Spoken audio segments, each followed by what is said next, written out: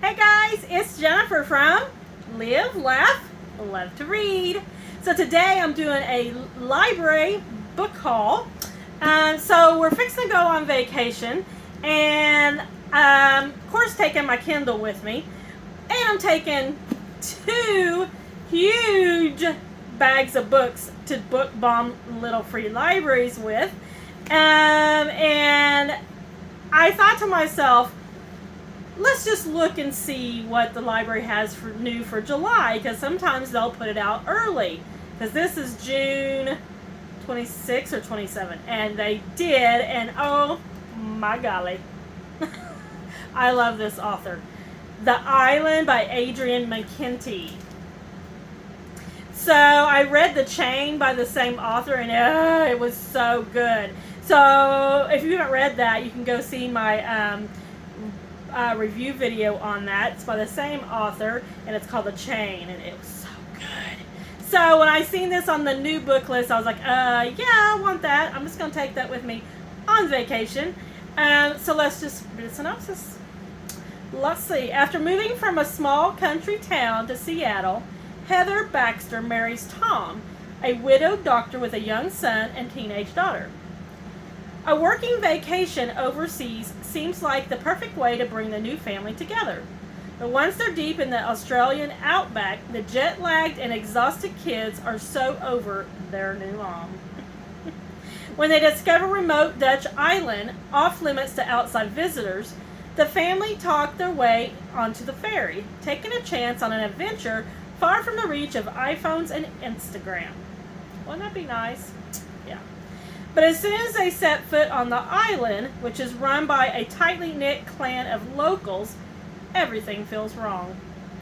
Then a shocking accident propels the Baxters from an unsettling situation into an absolute nightmare. When Heather and the kids are separated from Tom, they are forced to escape alone, seconds ahead of their pursuers. Doesn't that sound good? So I'll be taking that with me, plus my Kindle, which has like a gazillion books on it. Usually on vacation, I probably will only read right before bed, but I gotta have books with me, and I gotta have choices. So I'll be taking this one, plus my Kindle, and then of course I'll be taking 2 huge, and I'm talking huge, bags of books to book bomb little free libraries where we're going.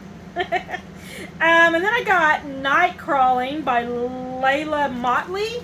So this one has been all over Instagram and Facebook and YouTube recently. So I picked it up, and it's got those, is that called deckled edge?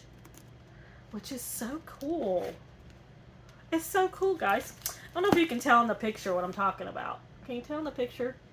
It's like, I don't know if it's called deckled. Anyway, Kira and her brother Marcus are scraping by in an East Oakland apartment complex, optimistically called the Regal High. Both have dropped out of high school, their family fractured by death and prison. While Marcus clings to his dream of rap stardom, Kiera hunts for work to pay their rent, which has more than doubled, and to keep the 9-year-old boy next door, abandoned by his mother, safe and fed. One night, while what begins as a drunken misunderstanding with a stranger turns into the job Kiera never imagined wanting, but now desperately needs: night crawling. Wow, I didn't know that's what that was about. Ooh, that sounds good. That sounds good. Ooh, and I love the cover. Yeah. And then I got The Shop on Royal Street by Karen White. Now, I used to love Karen White's books. The last few hasn't been up my alley at all, so I don't know. After a difficult detour on her road to adulthood, Nola Trenholm is looking to begin anew in New Orleans. And what better way to start her future than with her first house? But the historic fixer-upper she buys comes with even more work than she anticipated, as the house's previous occupants don't seem to be ready to depart. Although she can't communicate with ghosts, that's where I thought we were going, like her stepmother can, luckily Noah knows someone in New Orleans who is able to, even if he's the last person on earth she wants anything to do with. That's a maybe. That's a maybe. Then I got This Time Tomorrow by Emma Straub. That's a cool cover, ain't it? This one is about, it says, what if you could take a vacation to your past? On the eve of her 40th birthday, Alice's life isn't terrible. She likes her job, even if it isn't exactly the one she expected.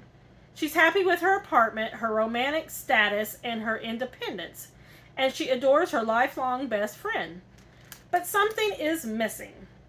Her father, the single parent who raised her, is ailing and out of reach. How did they get here so fast? Did she take too much for granted along the way?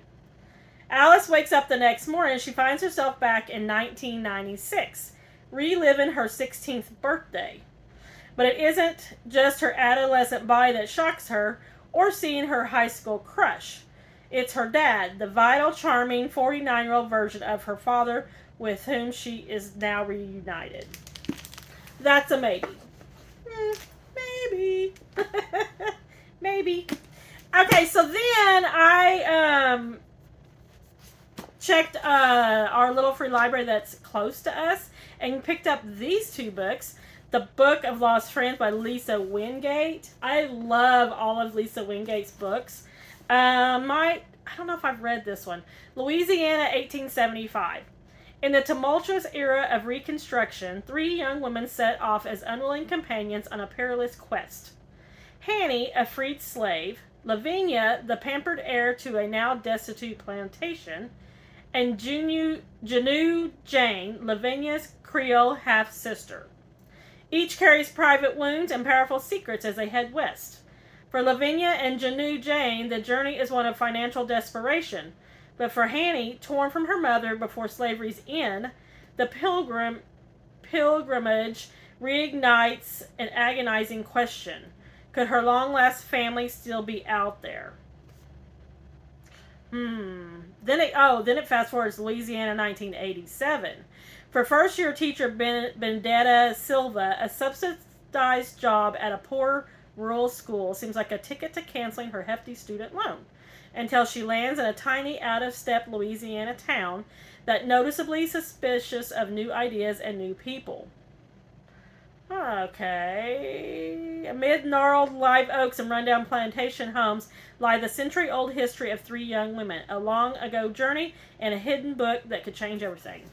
I have not read that, and that sounds good to me. And then I got Always the Last to Know by Kristen Higgins. This author is a hit and miss for me. I just picked it up because it was in the little free library. Let's see. Barb and John are testy and bored with each other after 50 years of marriage. At least they have their daughters. Barb's favorite, Juliet, and John's darling, Sadie. The girls themselves couldn't be more different, but they all get along, more or less. Until the day John has a stroke and their house of cards comes tumbling down. Now, see, that sounds good. We'll see. I don't know. We'll see. So that's, oops, sorry, I hit the camera. That's all I got. So I know, oh, now I gotta fix you. Hang on. Oh. Okay, there we go. So, like I said, today is Thursday. We leave on Saturday, so day after tomorrow. And we are going on vacation for a week. And yeah, so it's going to be fun.